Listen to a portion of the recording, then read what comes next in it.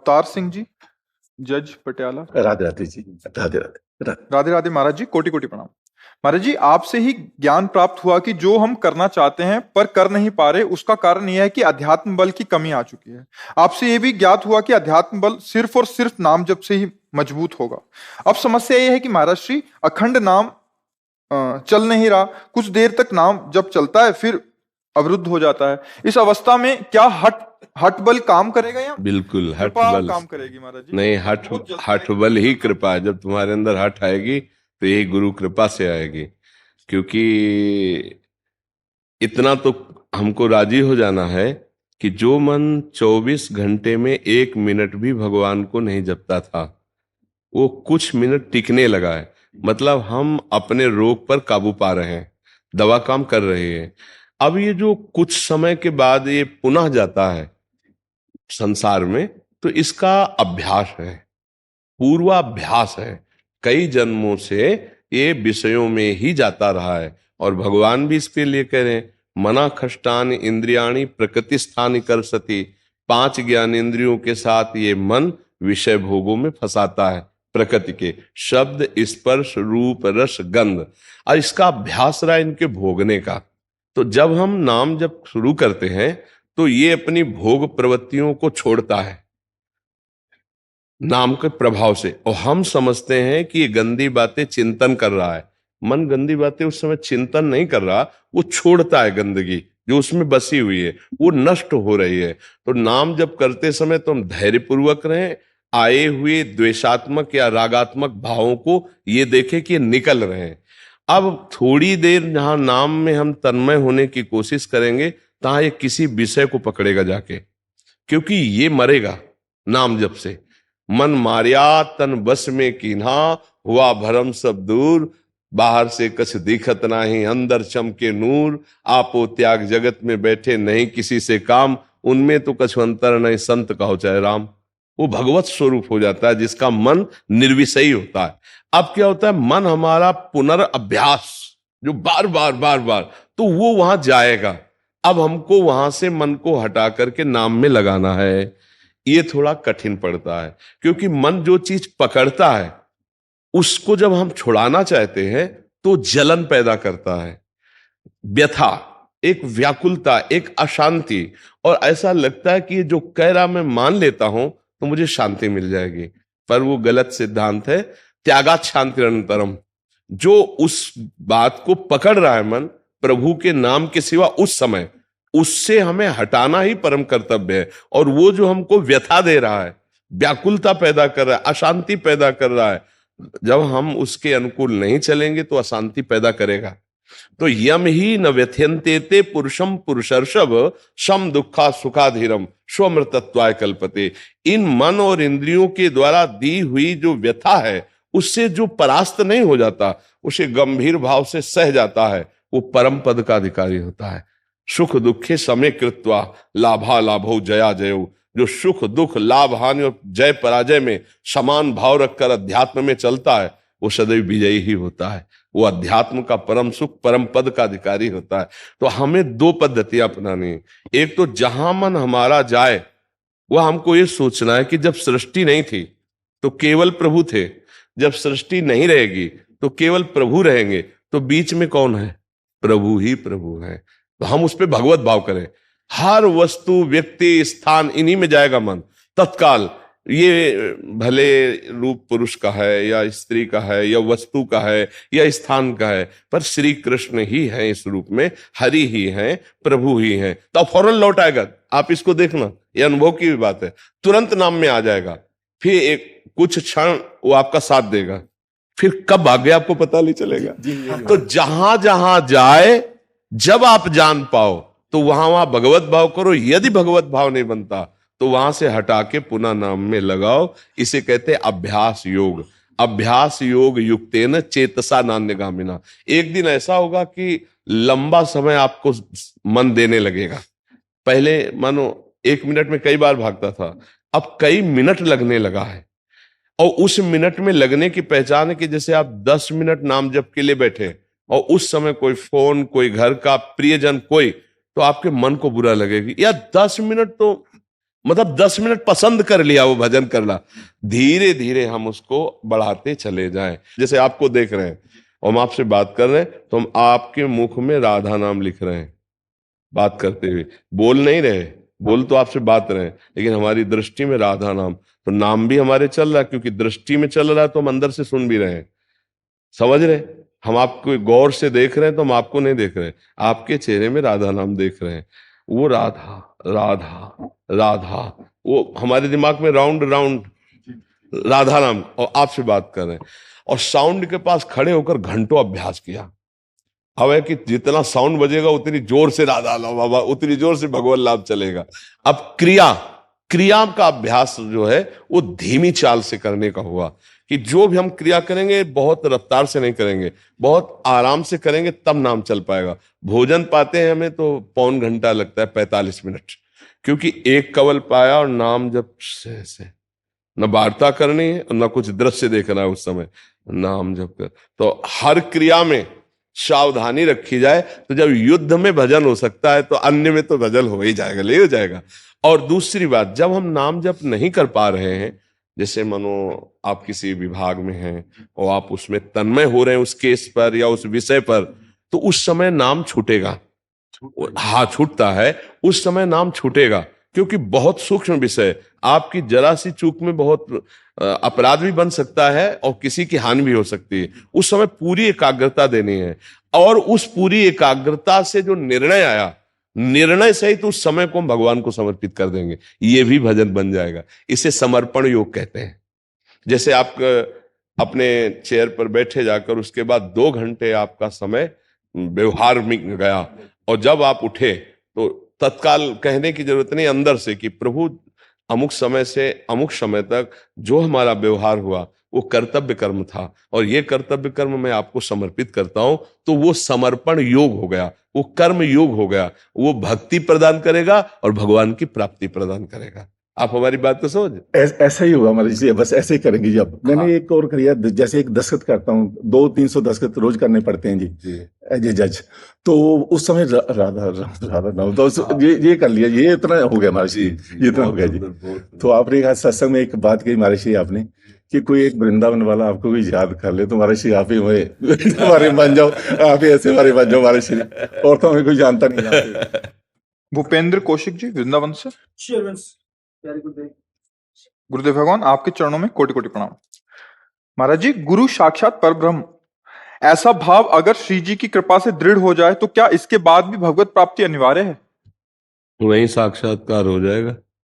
जैसे विग्रह में जब हमारा भगवत भाव हो जाता है तो विग्रह विग्रह नहीं रहता, वो अनुग्रह करके साक्षात प्रकाशित हो जाते हैं। ऐसे ही भगवान चराचर जगत में व्याप्त हैं, तो गुरुदेव तो भगवान का स्वरूप ही है, पर हमारी ऐसी बातें हो सकती हैं, निष्ठा नहीं हो सकती। निष्ठा हो जाए तो फिर किसका साक्षात्कार करना है?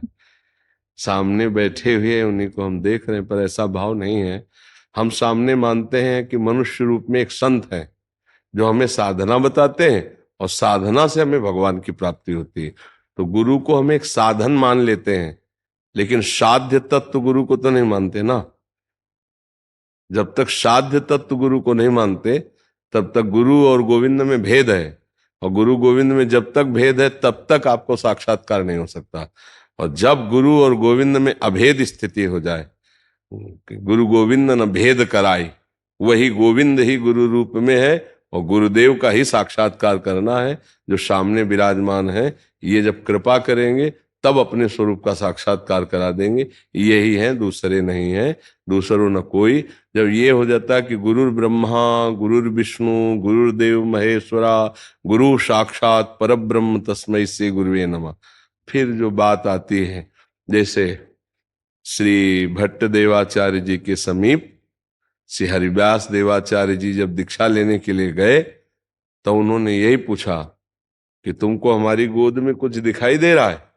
उनका नहीं, जाओ गिरिराज जी की परिक्रमा करो, राधा राधा नाम रटो। 12 वर्ष तक आदेश गुरु का, 12 वर्ष तक गिरिराज जी की परिक्रमा और राधा राधा। फिर आए, अब कुछ दिखाई दे आए? बोले नहीं महाराज। बोले फिर जाओ, फिर राधा राधा और 12 वर्ष। 24 वर्ष गुरुदेव की आज्ञा में कठोर भजन साधन जब आए, बोले अब दिखाई दे रहा, बोले हाँ प्रिया प्रीतम गोद में विराजमान है। वही हरिव्यास देवाचार्य जी ने महान रसिकों का परम धन अमूल्य वाणी जो महावाणी जी है उसकी रचना की। गुरु प्रसाद, गुरु को साक्षात प्रिया प्रीतम का रूप देखा कि प्रिया प्रीतम गुरु रूपी सिंहासन पर विराजमान है, गुरु का तन सिंहासन और हृदय प्रिया प्रीतम। तब बात बनी जा करके 24 वर्ष राधा राधा नाम और गिरिराज जी की परिक्रमा, तब दृष्टि साफ हुई और देख पाए कि हमारे गुरुदेव क्या है। समझ रहे ना? तो कहने को तो हम कह सकते हैं गुरु साक्षात परब्रह्म, लेकिन अंदर से मान्यता नहीं होती। मान्यता होती है मनुष्य है, संत है, अच्छे हैं, बस। परब्रह्म है ये केवल बातों में होता, मान्यता में नहीं होता। सच्ची बात। और जिसकी मान्यता में हो गया, अब उसको और कुछ जानना और पाना बाकी नहीं रहता। मोक्ष मूलम गुरु कृपा, वो जीवन मुक्त महात्मा हो जाता। पर फिर हम कहते हैं ये मान्यता बहुत कठिन मान्यता है, बहुत कठिन। जो अपने गुरु को परब्रह्म समझता है उसका तन मन प्राण सब गुरुदेव में समर्पित होता है। और ऐसे समर्पित गुरुदेव के भाव वाले को फिर भगवत साक्षात्कार दुर्लभ नहीं होता। वो गुरु के ही तन में नहीं, जिधर देखता है उधर वही दिखाई देता है। अखंड मंडलाकारम व्याप्तमेन चराचरम। पर गुरु निष्ठा बहुत दुर्लभ वस्तु है। अमीर खुसरो जी गुरुनिष्ठ महापुरुष थे। तो वो हीरो का जवाहर का व्यापार करते थे, बहुत बड़े व्यापारी थे। तो एक दिन उनकी गुरु निष्ठा देखिए।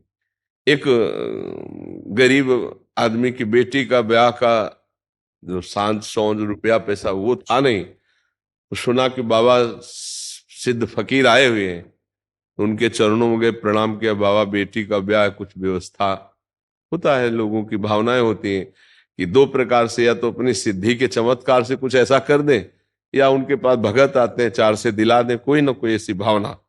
तो उनका परसों आना ऐसे टाल दिया। फिर परसों आना, फिर वो आए, बोले बाबा आप कई बार परसों परसों कह चुके, बेटी का ब्याह नजदीक आ रहा है। बेटी का ब्याह तो पास तो कुछ था नहीं, तो मेरी पादुका ले जा, लकड़ी की पादुका। अब सिद्ध संत है, उनकी भावना थी पक्की, पर उनका पादुका से क्या होना, मुझे तो रुपया चाहिए था। पर संत ने कहा है तो पादुका भाव तो था ही, सर पे रख ली और जा रहे थे। तो जैसे अपने को इत्र की खुशबू आती है, ऐसे अमीर खुसरो जी को खुशबू आई, मेरे आका की, मेरे गुरुदेव की कोई वस्तु है आसपास, मेरे गुरुदेव की कोई वस्तु है आसपास। और बावरे से एकदम हर व्यक्ति की तरफ देखने लगे। तो खुला पादुका सर पे रख, नजदीक गए। आप कहां से आ रहे हो? बोले संत के पास से आए। गुरुदेव के पास से? ये पादुका गुरुदेव की? हाँ हाँ। तुमको कैसे पादुका मिली? पूरी घटना बताई। बोले मुझे दोगे गुरुदेव की पादुका? बोले सही पूछो तो हमको इन पादुका से कुछ मतलब नहीं, हमें बेटी का ब्याह करना है। बोले 13 ऊंटों में रत्न और जवाहरात लदा हुआ है, आप इसको ले जाओ, पादुका मुझे दे दो। पादुका ली और नाचते हुए गए। बोले गुरुदेव पादुका ले आया। बोले कितने में? बोले 13 ऊंट। बोले सस्ता सस्ता सौदा किया, चलो ठीक है आओ रख दो पादुका। ये है गुरु भक्ति। गुरु की पादुका की गंध आई, मेरे गुरुदेव की वस्तु है कोई। भला सोचो कितनी निष्ठा। लकड़ी की पादुका गुरुदेव की आपस करने के लिए 13 ऊंटों में लदा हुआ रत्न हीरा नहीं। तो ऐसे मानते हैं गुरु को साक्षात परब्रह्म। हुक्म पे प्राण त्यागने की, हुक्म पे सर्वस्व ने, तो फिर गुरु साक्षात परब्रह्म। अभी बात कर ला अले समर्थ गुरु श्री रामदास जी के, स्वामी रामदास जी के पास शिवाजी गए। शिवाजी के गुरुदेव हैं। तो उनका भगवान मुझे स्वीकार करो, मैं शिष्य बनना चाहता हूं। बहुत पेट में दर्द हो रहा है, तुमसे बताया नहीं, दीक्षा की बात तो बाद में करना, बहुत पेट में दर्द हो रहा है। तो अभी राज वैद्य बुलवाते हैं? शिवाजी ने कहा राज वैद्य से नहीं, हमें कई बार ऐसा दर्द जब उठा है तो हमने सिंगनी का दूध पिया है तो खत्म। तो आप सिंगनी का दूध ले आओ। सिंघनी कोई कामधेनु गाय है क्या कि उसको ऐसे, तो कोई अस्त्र नहीं, कोई शस्त्र नहीं, कोई अंग रक्षक नहीं। और देखो सिंगनी का दूध साधारण पात्र में नहीं टिकता, स्वर्ण पात्र में, एक स्वर्ण का पात्र भर साथ होना चाहिए, कोई साथ नहीं। समझ रहे हो, मौत के मुख में डालना। उन्हें विश्वास था मेरे गुरुदेव साक्षात परब्रह्म है, आदेश का पालन करना। अभी दीक्षा नहीं दी थी, जंगल में ढूंढा तो देखा छोटे छोटे शावक जो है खेल रहे हैं, तो समझा दूध देने वाली सिंगनी है, क्योंकि जो मां बन चुकी वही तो दूध देगी। सिंगनी ने जो ही देखा किसी पुरुष को, मारी दहाड़, कदम पीछे ने उनका, गुरुदेव की औषधि के लिए दुग्ध लेने आया हो, आप चाहो तो मुझे खा सकते हो, और आप चाहो कृपा करके। अब कोई गाय थोड़ी कि सीधी सादी से बैठ जाएगी। जे भी छलांग मारी तो बीच में समर्थ गुरु स्वामी रामदास जी सिंगनी को ऐसे अपने तपोबल से शांत किया, और बोले बेटा पेट ठीक हो गया। मतलब प्राण समर्पित। और कहा दीक्षा दे दो, बोले किसी दिन। एक दिन राज दरबार में गए, झोली लेकर, कहा भिक्षाम दे। अब गुरुदेव आए हैं तो गुरुदेव को भिक्षा। नीचे उतरे, पूरा राजपाट सब वैभव कागज में लिख के और अपने सहित दस्तखत करके डाल दिया कि प्रभु ये सब आपकी वस्तु है, मैं भिक्षा क्या दूं। तो बोले ठीक है, आज से राजा मैं, और धर्म पूर्वक सेवक बनकर प्रजा की सेवा कर, अब दीक्षा दे दूंगा। क्योंकि धन समर्पित, प्राण तन समर्पित, अब दीक्षा का अधिकारी। उन्होंने माना गुरु साक्षात परब्रह्म, सिंगनी के सामने प्राण देने के लिए चले गए, हिचके नहीं, संपूर्ण राजपाट लिख करके झोली में डाल। तो तन मन प्राण समर्पित भाव तभी होंगे जब परब्रह्म भाव होगा। मनुष्य भाव में या संत भाव में थोड़ी श्रद्धा हो सकती है, लेकिन ये बात नहीं आएगी कि तन मन प्राण समर्पित। और अगर गुरु में साक्षात परब्रह्म भाव आ जाए तो फिर और कौन से भगवान के दर्शन करने हैं। ध्यान मूलम गुरु मूर्ति, पूजा मूलम गुरु पदम, मंत्र मूलम गुरु वाक्यम, मोक्ष मूलम गुरु कृपा। और गुरु में ही नहीं, सबके हृदय में भगवान बैठे हुए हैं। समझ पा रहे हैं आप? जी गुरुदेव, जैसे श्री जी की कृपा से आपके चरणों के प्रति अंदर से कहो मत, नहीं तो जंग लग जाएगी। कहना नहीं, नहीं हवा है उड़ा देगी। बिल्कुल जहां भाव हो उसे गुप्त रखो। माया का चश्मा बहुत विचित्र है, फौरन चश्मा बदल देगी। गरुण जी के हर समय सानिध्य में रहते हैं हरि, गरुण वाहन है। और देख लो चश्मा बदला तो उन्होंने देखा कि नाग पास में प्राणांतक कष्ट भोग रहे प्रभु, और मैं उन्हें मुक्त कर रहा हूं। ये मेरे प्रभु कैसे हो सकते हैं जिनको मैं दुख से मुक्त कर रहा हूं। अब बस माया ऐसी चढ़ी कि बहुत परेशान, बार बार समझावे, समझ में, ये कैसे भगवान हो सकते हैं। शंकर जी के पास गए, भगवान शंकर ने कहा इस समस्या का समाधान तो काकभूषुंड जी के पास मिलेगा। तो बाद में उमा जी ने कहा आपने क्यों नहीं समझाया। बोले कीन होइस कबहू अभिमाना, सो खोवंचा कृपा निधाना।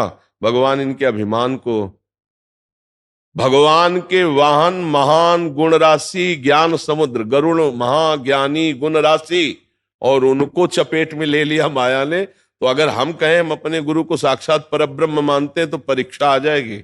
इसलिए चुप, अपने भाव को गुप्त रखो। और बस ये है, जैसे कोई कहे आप गुरु को भगवान मानते हैं, तो चेष्टा करते हैं, हम कोशिश करते हैं कि कृपा हो जाए हम भगवान मानने लगे। कभी ऐसा न कहे कि हम आपको मानते हैं, नहीं ऐसी लीला बीच में आ जाएगी कि मनुष्य मानना मुश्किल पड़ेगा, भगवान मानना तो अलग की बात है। इसलिए गुप्त साल। तो अगर हम कह दें कि हम आपको श्री जी का स्वरूप देखते हैं, हम आपको ब्रह्म स्वरूप देखते हैं, तो ये मजाक बन जाएगा। माया ऐसी चतुर है। हम क्या करें, अपने भावों को गुप्त छुपाए और प्रार्थना करें कि आपके श्री चरणों में प्रार्थना, कभी मेरे अंदर भी ऐसे भाव स्थित हो जाएं कि मैं अपने गुरुदेव को परब्रह्म रूप में देखूं, लाडली जी के रूप में देखूं। यद्यपि भाव यही है, पर हम मांगे, हम ये न दर्शाएं कि हम अपने गुरुदेव को परब्रह्म मानते, नहीं तो परीक्षा चालू हो जाएगी। परीक्षा में टिक पाना बहुत कठिन होता है। माया बड़ी विचित्र है।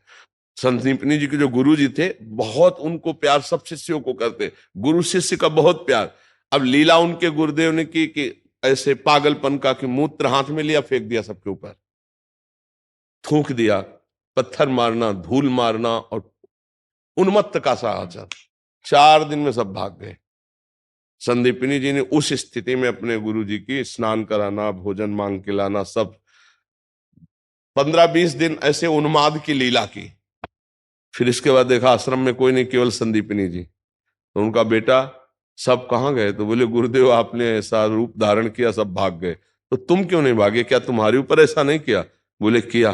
तो तुम क्यों नहीं? गुरुदेव आपके सिवा हमारा कोई है ही नहीं, अब आप चाहे मारो, चाहे गाली दो, चाहे जो कुछ करो, हमारे तो आप ही ईश्वर हो।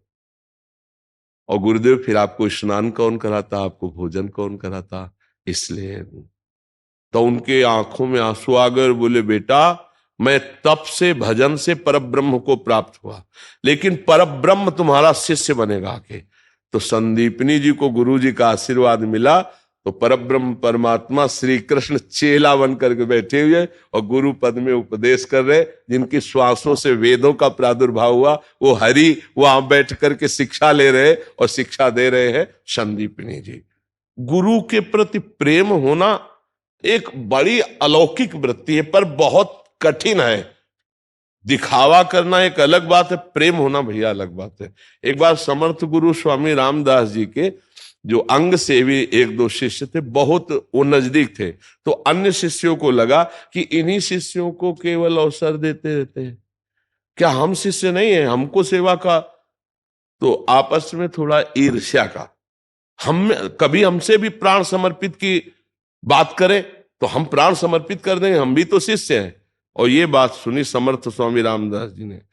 अब संतों के पास लीलाएं होती हैं, बढ़िया एक पट्टी बांध करके ऐसे, और बस कहें कि बहुत दर्द हो रहा है, फोड़ा है, और ऊंचा फोड़ा दिखाई दे रहा था ऐसे।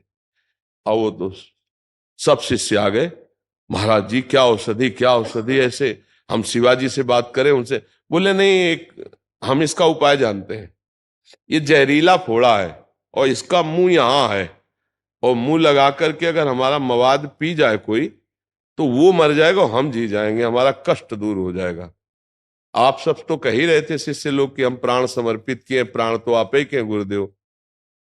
अब उनमें से कितने पीछे शकील गए सुनते ही, जो 2-4 खड़े थे, किसी को लघुशंका, किसी को सोच, जो नित्य सेवा में थे। अब उन्होंने कहा गुरुदेव ये तो शरीर और प्राण आपका है। तो बोले फिर पियो ना, ये जहरीला फोड़ा, इसके पीते ही मर जाएगा और मैं जीवित हो जाऊंगा। और एक शिष्य का जितने भाग गए उनको बुला लाओ कि वो पीने के लिए तैयार हो गए। अब वो आ गए, सब देखा, उन्होंने मुंह लगाया और पिया। बोले गुरुदेव इतना मीठा, इतना सुखद।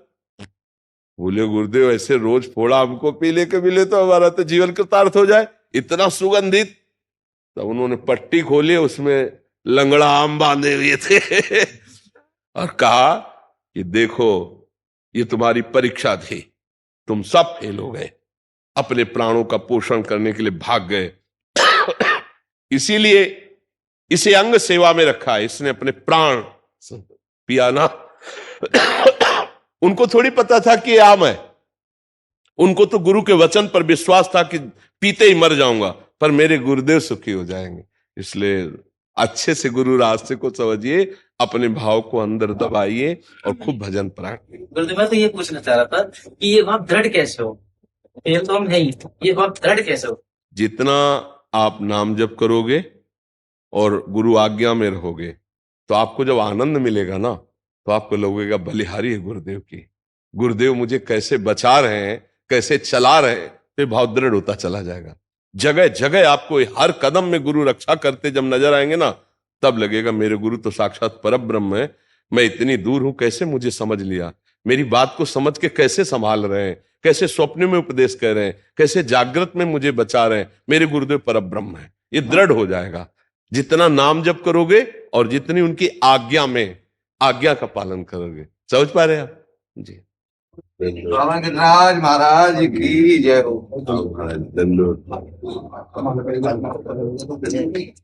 नंद के लाला की जय।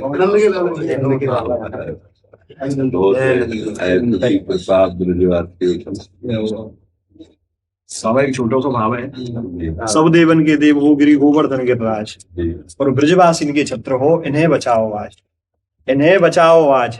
तीन चीज की आवश्यकता है बाबा ब्रज में, और यही की प्रार्थना करवे यहाँ आए। गिर, वन और गैया, इन सबसे पहले बचे हमारी जमुना मैया। ओम कहे कर चूर बहे नित निर्बल अवरल यमुना, इनको बचवो बहुत जरूर बचे फिर हमना। के काहू को भरोसो गणेश शेष शारद को, और काहू को भरोसो काल का भवानी को, काहू को भरोसो उमा रमा लक्ष्मी जी को, और काहू को भरोसो है विश्व रूप बारी को। और दोनों बुझ उठाए और बाबा जी के बार बार याकू तो भरोसो एक राधा महारानी को। जय हो जय हो जय हो। बोल ब्रजवान के जमाई की जय। बाबा सवन को तुम कछु ना कछु देते रहो, पर हमारी तो एक ही इच्छा है कि आखिरी सांस तक सिर्फ राधा राधा रटे, ऐसी कोई सजा दे। ऐसी तो आपके रोम रोम में बात भरी है। अब हमने दे तो दई बाबा जी ये सजा ही रटे को राधा राधा। मैं ना गाँव देवी देवता ने कहा बोल ब्रजवान के जमाई की जय। बाबा जिनको काम है हम यहाँ जैसे बाबा जी बने राधा राधा रटे को। वैसे बात आपको सच्ची बताए, आपने लिहाल कर दिया। अरे जो हम मांगना चाहते थे वो ये मांगे, और जो आपने दिया यही हमारे जीवन का सार है। शारद शेष की कौन गुने, गुण गावत आठऊ वेद की वाणी। चंद्र से भान से जाके हैं चाकर, और द्वार रखावत शंभु भवानी। तो भक्ति की शक्ति या शक्ति की भक्ति, और भक्ति की मुक्ति की दानी महानी। और काहे नाराज करे तीनों लोक में, झाकी है राधिका श्री महारानी। बाबा घड़ी लगाएगी 1 मिनट और लूंगो, हाथ जोड़ एक बार। तुम ग्वालते राजकुमार वहे कब भये, बरसाने की एक सखी कह रही है। जब भान के द्वारे लो जान लगे हो, मोर के पंख मुकुट भयो, जब ब्याह की बात चलाने लगे हो। और बांसुर की निखरिए कला और गीत किशोरी के गाने लगे हो। फेरा परे वृषभान ललिते तो लाल कछूतराने लगे हो। अब हमारी बात सुन लो। कारो कारो कहते आते कहत में ना आती लाज, कारो नहीं ये जगत उजियारो है। श्री राधा जी को प्राण और गोपिन को तनमन, और मैया और बाबा को यही प्राण प्यारा है। याते सावधान रहियो गोरिन पे जादू डारो, कारो है कनाई बनो भान को जमाई। पहले कर दई सगाई, अब कह रहे हैं सुसर छोरा तो कारो है।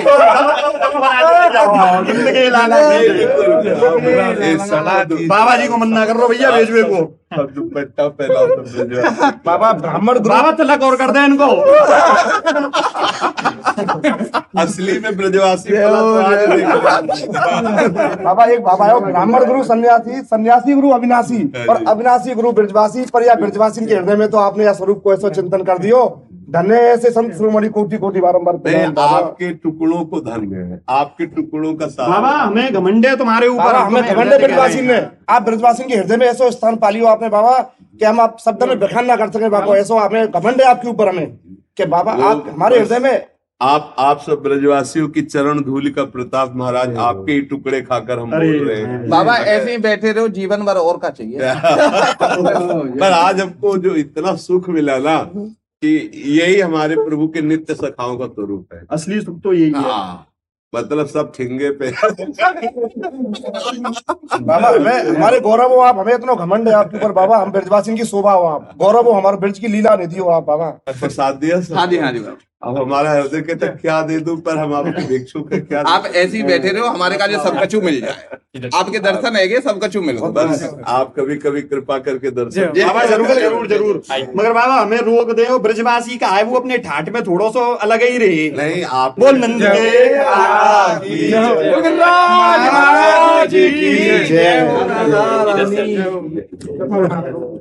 उसके आगे देखें तन, मतलब समय की, वहां समय दिया जाए मंदिर में, या मन सिमरन किया जाए, या धन। हमारे शरीर से जितनी चेष्टाएं होती है सब भगवान के लिए होती है। मानो सुबह से उठने से लेकर शयन तक, शयन से लेकर सुबह तक, साहब रसोई बना रही तो भगवान की, झाड़ू लगा रही तो भगवान की, पोछा लगा रही तो भगवान की, सास ससुर माता पिता पुत्र पति सबकी सेवा कर रहे हो, भगवान की सेवा है। ये हुआ तन की सेवा। और मन को रखो करुणा निधान भगवान के नाम के चिंतन में, और जो धन है वो परिवार की सेवा में लगाओ। परिवार रूपी भगवान ही है, उनकी सेवा में लगाओ। हाँ, अब अपने पास 4 रोटी है, एक ज्यादा हमें लगता है कि तो हम किसी को दे देते हैं, किसी कुत्ते को दे देते हैं, गाय को देते हैं, किसी भूखे को। अब हमारे पास 100 रुपया लगता है कि अगर एक्स्ट्रा है तो हम किसी बीमार को दे देते हैं, किसी संत महात्मा की सेवा में लगा देते हैं, गौ सेवा में लगा देते हैं, भगवान की सेवा में लगा देते हैं। नहीं है तो जरूरत नहीं देने की, नाम जप से सब ठीक हो जाएगा। धन या तन ये सब हमारा सेवा में लग रहा है, परिवार भगवान का दिया हुआ है, वही सेवा करो, वही भगवान का स्वरूप है। अलग से कहीं भाग करके भंडारा करने की जरूरत नहीं। हाँ है, इष्टरा में आपको लगता है तो कीजिए, नहीं है तो भगवान ने ऐसी मांग नहीं की है, ऐसी मांग नहीं की है। पति में भगवान को देखो, पुत्र में भगवान को देखो, पत्नी में भगवान को देखो, उसी परिवार की आराधना करते हुए भगवान में पहुंच जाओगे। और भागे घूमो तो जब घर में भगवान की भावना नहीं कर पाए तो मंदिर में कहां से भगवान की भावना कर पाओगे? फिर धोखा ही धोखा मिलेगा। हमारी बात सत्यता से समझ लीजिए। नाम जप कीजिए, जितनी सेवाएं हैं वो सब भगवान के लिए मैं कर रही हूं। मन हमारा प्रभु के चिंतन में लगा रहे, और जो धन हमारे पास है वो भगवान का हमारे परिवार के पोषण के लिए। उसमें से अगर कोई भूखा आ जाता है तो उसे पवा देते हैं। कोई बीमार आदमी, हमें लगता है कि आज हम सब्जी ना खरीदेंगे, इसकी दवा दे देंगे तो काम बन जाएगा, हम उसे, हमारा दिखाई दे रहा है एक आदमी ठंडी से कांप रहा है तो हमारे 2 स्वेटर हैं, अगर 1 स्वेटर दे देते तो काम चल जाए। ये है गृहस्थी में। अब जिनके पास बहुत है तो वो फिर अपने हिसाब से करें।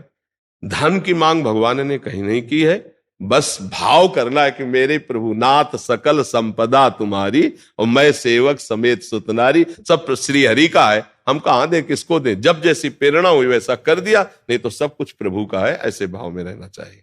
भगवान का भक्त भक्ति से प्रसन्न होता है। भगवान का जितना नाम जप करोगे उतने आप प्राण प्रिय बनोगे भक्तों के। रुपया देके और भक्तों के प्रिय बन जाओ तो ये समझ लो कि वो तुम्हारे जैसा ही है।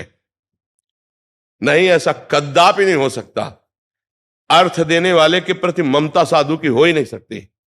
साधु की ममता अर्थ देने वाले के प्रति नहीं होती, ध्यान रखना। ये हम बड़े बड़े सिद्धों को देखा है, खूब सेवाएं हुई और फटकार के बाहर खड़े कर दिया। सिद्धों की बात कह रहा हूं, अच्छे अच्छे महापुरुषों की। जगह खरीदी, कुटिया बनाई, इसके बाद उनके लिए निषेध हो गया, आप कुटिया में नहीं घुसोगे। सब उत्सव हो रहा है, सब आ रहे हैं, जा रहे हैं, वो बाहर दरवाजे के खड़े हैं, वो खिड़की से झांक के देख लेते हैं। जब चेहरे में कोई सिकन नहीं तब शाम के खड़े रहे, वो ऐसे शाम के बुलाया और कहा प्रसाद ले लीजिए, निहाल कर दिया। तनिक भी देहाभिमान, तनिक भी दान का भाव नहीं। तो वो महापुरुषों का संग अभिमान रहित करता है। धर्म से चलो, जो तुम धर्म से कमा रहे हो, कभी एक को अगर रोटी पवा दी तो हो गया तुम्हारा दान। कभी एक बीमार आदमी की औषधि करा दी, हो गया दान। वो दान भी तुम्हें नरक ले जाएगा। कैसे? पाप किया हुआ धन जब आप दूसरे को दोगे तो उसकी बुद्धि में पाप ही चढ़ेगा, उसकी बुद्धि पवित्र नहीं होगी, तो पाप का ही विस्तार हुआ। इसलिए हम इस बात का खंडन करते हैं, धर्म पूर्वक चलो, उसमें जो आपके पास है। ऐसा लगता है कि भगवान आज भूखे इस रूप में आए, आप अपना भोजन पवा दो, फिर देखो उस दिन भूखे रहोगे ना तो हृदय विशेष शीतल रहेगा। आप अपना वस्त्र दे दो, कोई कांप रहा है सर्दी में, ये बात है। अधिक है आपके पास, गौएं हैं, संत भगवान है, मंदिर है, वो कर दिया, लेकिन ये सिद्धांत नहीं है। ईमानदारी से चलो और अपने परिवार का ही केवल पोषण कर रहे हो और नाम जप कर रहे हो। और कभी कभी कोई अतिथि संत भगवान आ गए, प्रसाद पवा दिया, कोई ठंडी है तो वस्त्र एक आध दे, हो गया आपका। गृहस्थी में नाम जप से बहुत जल्दी लाभ प्राप्त होता है। हमारी बात समझ पा रहे हो? लेकिन ऐसे अभी किसी संस्था में हम अभी दान देते हैं तो कोई कम देता है, कोई ज्यादा देता है। हमारा महत्व ही नहीं है दाने का, तो हम चर्चे क्यों करें? हमारा जो दान शब्द है वो केवल नाम जप के लिए, अपनी श्वासों का दान करो, एक एक श्वास सुमिरन में लगाओ, इससे बड़ा कोई लाभ नहीं। रुपया पैसा है, सबसे बड़ा दान श्वासों का दान। राधा राधा राधा, तुम्हारा परम मंगल हो जाएगा। हमारी बात मान लो। और बहुत धनी हो तुम्हें है कि दान ही करना है, हम कह रहे कि बड़े बड़े गौशाला खुले, खूब हरा चारा खरीदो और गौओं को पवा दो जाकर के, वो बात अलग है। पैसे का महत्व नहीं। प्रभु भगवत प्रसन्नता के लिए पैसे की चौवन्नी की जरूरत नहीं, पक्का। ये हम सिद्धांत के कभी किसी प्रवचन में सुन लो, कभी भी कहीं भी पैसे शब्द की बात नहीं होगी, क्योंकि इसका कोई महत्व नहीं है। पैसे से खरीद दे जाते हो भगवान ना, तो आजकल धनियों के घर में भगवान बैठे होते, लेकिन भगवान जब कभी किसी को मिले हैं तो दैन्य होकर जिसने भगवान को पुकारा उसे मिले। अपबल तपबल और बाहुबल चौथो बल है दाम, सूर किशोर कृपाते हारे को हरिनाम। जो हार गया, जिसे धन का भी बल है तो भगवान मिलने वाले नहीं है। बस हमारी बात समझ पाओ तो समझ पाओ। अगर यही है कि दाने पुण्य, तो क्या दान पुण्य कितना करोगी, क्या करोगी, क्या दान पुण्य करोगी, कितना करोगी? और करने के बाद अंदर है ना कि मैंने दान दिया, तो उसका तुम्हें लाख का 10 लाख मिल जाएगा, लेकिन भगवान तो नहीं मिलने वाले ना। भगवान तो तब मिलते हैं जब ऐसे जीव हो जाता है कि आपके सिवा मेरा कोई नहीं प्रभु, मैं किसी योग्य ही नहीं कि आपको कुछ कर सकूं, क्योंकि जब मैं देखता हूं तो मेरा तन, मेरा धन, मेरे पास जो कुछ हो सब आपका दिया हुआ है नाथ, आपका दिया हुआ है। तो भला आपकी दी हुई वस्तु को मैं अपनी मान करके आपको पुनः देने की बात कहूं तो भूल ही तो होगी। वो कैसे लगाया जाता है? तो दीयम वस्तु गोविंदम तुभ्यमेव समर्पये, हे गोविंद आपके द्वारा दी वस्तु आपको समर्पित करते हैं। तो इसे दान कह सकते हो क्या? अरे प्रभु की वस्तु प्रभु को समर्पित करो, इसमें कौन सा तुम्हारा उसमें बड़ी बात हो गई? तो दान शब्द का मात तो समझिए, आपके पास जो कुछ है, तन मन जो भी है, वो प्रभु का दिया हुआ है। आप धर्म पूर्वक पालन कीजिए। अगर कभी संयोग बन जाता है ऐसा कि कोई भूखा है, कोई भी, तो आप उस समय अपनी न सोचकर उसके सुख की बात कीजिए। ये बात तो आपको मंगल करेगी। और ये सब अहंकार को पुष्ट करने वाला है, इससे ज्यादा लाभ की आशा मत रखिए। क्यों? क्योंकि धन में जिसकी महत्व बुद्धि हो गई लेने और देने में, वो भगवान को महत्व बुद्धि में रख ही नहीं सकता है। ये बिल्कुल समझो, धन की महत्व बुद्धि भगवान से विमुख कर देती है। गृहस्थी में धर्म पूर्वक मेहनत करो, चाहे भले रिक्शा चलाना पड़े, किसी के आगे से हाथ मत फैलाओ, मेहनत का पैसा, और फिर उसमें किसी एक को रोटी दे देना, ये बहुत बड़ी बात होगी। दान का तात्पर्य होता है प्रभु की वस्तु प्रभु को समर्पित करना। अवसर आने पर, कोई भूखा है, कोई प्यासा है, कोई बीमार है, कोई पशु ऐसा तड़प रहा है, अब तुम्हारे पास पैसा है तो आप प्रयोग करो, उसको दुख रहित करो, इसके लिए है। अभिषेक जी। राधा वल्लभ श्री हरिवंश। गुरुदेव आपके चरणों में कोटि कोटि प्रणाम। गुरुदेव मैं पिछले 1 वर्ष से आपके सत्संग से आपको फॉलो कर रहा हूँ, जिसमें मुझ में भजन में बहुत वृद्धि हुई है। महाराज जी मैं पिछले 7 महीने से हैदराबाद में नौकरी कर रहा हूँ, जहां ऑफिस में लोग मांस, मदिरा खाना और भी कई अनौपचारिक चीजें किया करते हैं। मैं जब भी उन लोगों के साथ कर्मठ होता हूं तो उनकी इन बातों से दोष दर्शन हो जाता है। इससे पहले जब मैं घर में जॉब करता था तब तो ऐसा नहीं होता था, बट अभी ऐसा हो रहा है। इसको थोड़ा खुले दिमाग से समझिए। हम बाजार जाते हैं, कहीं बकरे का मांस बिक रहा होता है, कहीं अंडे बिक रहे होते हैं, मतलब अब बाजारों में कहीं सब्जी बिक रही होती है, कहीं इत्र बिक रहा होता है, कहीं अगरबत्ती। हमें लेना क्या है? अगर हमें अगरबत्ती लेनी है तो हम उस गली से गुजरते हुए जाएंगे, हमें कोई प्रभाव नहीं पड़ेगा, क्योंकि मेरा लक्ष्य है कि आगे इत्र की दुकान, मुझे इत्र लेना है। तो हम पूरी बाजार को बंद नहीं करवा देंगे कि मैं इत्र पसंद करता हूं तो पूरी बाजार में ताला लग जाना चाहिए तब मैं इत्र लेने जाऊंगा, ऐसा नहीं होता है। ऐसे ही हमारे मित्र हैं, हमारा परिवार है, हमारा सब राष्ट्र है, विश्व है, सब अपने अपने स्वभाव में विचर रहे हैं। हम किसी को रोकेंगे नहीं। अगर हमारी ऐसी भी नौकरी होती है कि हमको वो आदेश करते हैं कि ऐसे से ऐसे, तो हम वो भी कर देंगे, पर हम स्वीकार नहीं करेंगे, हम सेवन नहीं करेंगे। हम नौकर हैं, अगर सेवा कर रहे हैं तो हम वो सेवा भी कर देंगे। ईश्वर देख रहा है कि मैं एक नौकरी कर रहा हूं, मैं उसे प्रयोग नहीं कर रहा हूं। बहुत सुलझा हुआ भक्त का स्वरूप होता है। ये थोड़ी कि भक्त का स्वरूप तो ऐसे करके और सब घृणा करना, नहीं। यार मित्रों के बीच में उसी टेबल में बैठे, वो अपना वो अपना वो अपना, और हम अपने स्वरूप में। सच्चे भक्त का स्वरूप यही है। लंका में जहां राक्षसी प्रवृत्ति, वहां भी विष्णु जी ने भक्ति की ना। लंका निश्चर निकर निवासा, वहां हनुमान जी सोच रहे यहां कहां सज्जन कर वासा, यहां भगवान का भक्त कैसे हो सकता है जब घोर तांडव तमोगुण राक्षसी प्रवृत्ति का। तो वो बात हमारे हृदय में बहुत जोर की लगी कि हमको अपना जीवन सुरक्षित रखना है, और ऐसों के बीच में रहकर अगर हम भजन कर लिए तो हमें कोई भ्रष्ट नहीं करेगा। हमें दोष दर्शन क्यों? भाई आप जा रहे हो इत्र खरीदने तो आपकी वो पसंद है, और वो अपना वो खरीद रहा है, उसकी पसंद है। हम बाजार नहीं बंद करवा देंगे, सबकी पसंद मेरी ही पसंद होनी चाहिए, ऐसा कैसे हो सकता है? हम खस का पसंद करते हैं, कोई केवड़ा पसंद करता है वहीं। अब हम कैसे कह देंगे हमें दोष दर्शन हो रहा है, तुम केवड़ा क्यों ले रहे हो क्योंकि खस मुझे पसंद है? ये तो हमें लगता है मूर्खता होगी, नहीं होगी। हाँ, अब हमारा कोई मित्र है और हमसे पूछे कि आपको क्या पसंद है, तो हम उनको बता सकते हैं कि ये जो आप करते हैं ना, मेरी पसंद के खिलाफ अगर आप मेरे दोस्त हो ये बंद कर दो यार, तब कह सकते हैं। नहीं तो नहीं, मैं उसकी रुचि में रुचि नहीं मिलाऊंगा, पर मैं उसकी नफरत और घृणा भी नहीं करूंगा। जो साधुता है, जो भक्त है, वो ये शिक्षा देता है अंदर से कि ऐसा नहीं। सबके, कोई ऑफिस में है, कोई अपने, सब अपने अपने राग रंग में, जिनको प्रभु से मतलब ही नहीं है, भोगों से मतलब है। हम उनको प्रभु का उपदेश देंगे तो हमारा उपहास होगा। और हमारी अभी भक्ति उतनी जोर की है नहीं कि उपहास सुनकर हम अपनी निष्ठा में बने रहे। लगेगा मतलब क्या ऐसा ही है क्या, हम सत्य में चलते हैं तो दुख मिल रहा है, निंदा मिल रही, अपमान हुए, देखो कैसे मौज मस्ती से रह रहे। हमें नहीं दिख रहा। ये बाजार है, अलग अलग खोपड़ी है, अलग अलग स्वभाव, अलग अलग भगवान लीलाएं। हमको नहीं करना गलत, किसी को रोकना भी नहीं है।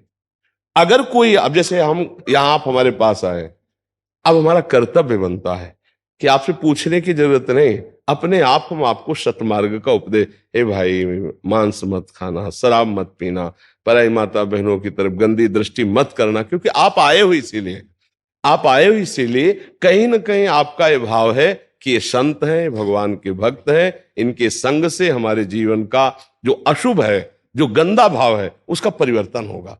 तो उसी भाव से हम प्रेरित होकर उपदेश करते हैं। गली चलते थोड़ी बोला जाता है। आप आए हैं, आरत अधिकारी जब पावे, गूढ़ऊ तत्व न साधु दुरावे। तो आपको बिल्कुल नफरत, तुम सच्चे भक्त बनो। ऐसे विषयी पुरुषों के बीच में भी राधा राधा राधा और सबसे हाथ मिलाओ, किसी से नफरत नहीं, पर अपने को बचा के निकल जाओ। जो रही उत्तम प्रकृति का कर सकत कुसंग, चंदन विष व्यापत नहीं लपटे रहत भुजंग। तो उत्तम प्रकृति वाले कमजोर मत बन। सर्वत्र भगवत बुद्धि रखने वाले महात्मा को कोई भ्रष्ट नहीं कर सकता। आपको देखना है भगवान इनको ऐसी लीला कर रहा है, इनको ऐसी लीला कर रहा है। हमको जो उपदेश मिला है वो हम अपने हिसाब से चलेंगे। ऐसे घर में रहते हुए विभीषण जी ने कभी मांस नहीं खाया था। ऐसे निशाचरों के बीच में रहते कभी कुमार्गामी कोई गंदी बात नहीं की थी। कितने बड़े महात्मा कि जैसे 32 दांतों के बीच में एक जीव, कितना खतरा है? और ऐसे बीच में जिम दसनन मो जीव विचारी, ऐसी जगह भजन कर लिया तो बहुत अच्छे गृहस्थ भक्त बनोगे यदि ऐसों के बीच में भजन कर लो। ना तुम्हें प्रभावित होना है और ना घृणा करना है। सच्ची मानना, जैसी भावना करोगे वैसा ही। शराब पीने वाले से घृणा की जाती है ना, हम कहते हैं शराब पीने वाले से घृणा नहीं, शराब से घृणा करो। अगर तुम सच्चे भक्त बनोगे तो तुम्हारी मित्रता से सैकड़ों के दोष दूर हो जाएंगे। आपको कहने की जरूरत नहीं, आपका भजन बल, आपका प्यार, आपकी साधना आपके मित्रों को सुधार देगी। पर वो पावर जागृत करो, खुद पावरवान बनो अध्यात्म के, तो आपका बल काम करेगा। लाखों का उद्धार कर सकते हो, लाखों। ऐसा थोड़ी कि भेष वाला ही उद्धार कर सकता है, नहीं, लाखों का उद्धार हो सकता है। क्योंकि भजन से उद्धार होता है, भेष से नहीं। उद्देश्य हमारा अच्छा है तो लाखों का कल्याण, लाखों का मंगल होगा। हमारे राष्ट्र की सेवा में हमारे प्राण समर्पित, समाज सेवा में जीवन समर्पित, चाहे कोई संत हो, चाहे कोई भक्त हो, चाहे कोई गृहस्थ हो, अगर अपने राष्ट्र से प्रेम नहीं, अपनी समाज से प्रेम नहीं, फिर जीवन का मतलब क्या रहा? जीवन का मतलब क्या रहा? अपना खाना पीना और मर के चले जाना, मोक्ष या कल्याण मिलना वो एक अलग चीज है।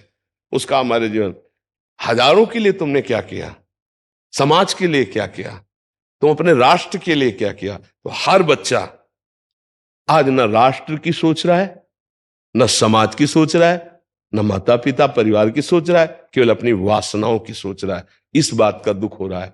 नवीन बच्चे केवल वासना के खेल में फंसते चले जा रहे हैं, व्यसन के चक्कर में आ गए, बुद्धि उनकी भ्रष्ट होती चली जा रही। अगर आप लोग ऐसे सावधान है जैसे अभी आप बताए, तो हम आपको धन्यवाद देते हैं। और जो आपके मित्र हैं, धीरे धीरे यदि वो आपसे मित्रतावश सुधरना चाहे तो आप सुधारो। एक को एक सुधारे, एक को एक सुधारे तो समाज सुधर जाए। पहले अपने को पक्का कर ले।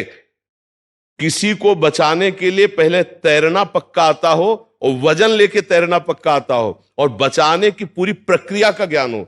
नहीं तो बचाने वाले को डूबने वाला पहले डूबोता है, नहीं डूबता है, क्योंकि वो श्वास लेना चाहेगा, वो श्वास लेना चाहेगा, पहले डुबोला जाए। तो ऐसी हरकत कभी ना करे कि तुम्हें तैरना भी ले आता, बचाने की प्रक्रिया भी ले, तो पहले तुम मरोगे तब वो भी। तो इतना परिपक्व हो जाना चाहिए कि कोई भी विषय हमें परास्त ना कर पाए। और घृणा तो जीवन में किसी से नहीं होनी चाहिए। अगर घृणा शब्द किसी से नहीं, घोर से घोर आचरण जो कर रहा है, भगवान की कृपा हो जाए तो कल महात्मा बन सकता है। हम घृणा दोषों से करें, दोषी से नहीं, क्योंकि वो दोष हट गया तो निर्दोष हो जाएगा। जैसे शराब पीना बंद कर दिया, अब आप उसे घृणा की बुद्धि से नहीं देख सकते। आचरण संग से बिगड़ जाते हैं, उन दोषों का सुधार कर दिया जाए तो वो महात्मा हो सकता है, वो दिव्य पुरुष हो सकता है। और हुए हैं, घोर आसुरी प्रवृत्ति के ब्रह्म ऋषि हुए हैं, सुधार शुरू हुआ तो महात्मा बन गए। तो कोई भी सुधार, क्योंकि सब भगवान के अंश है, सब भगवान के अंश है। और अगर लौट पड़े अपने में तो सब भगवत स्वरूप है, सब दिव्य है। लेकिन हम भूलकर देह में गंदे आचरणों में फंस गए, इसलिए ऐसा है। ठीक है बच्चा जी।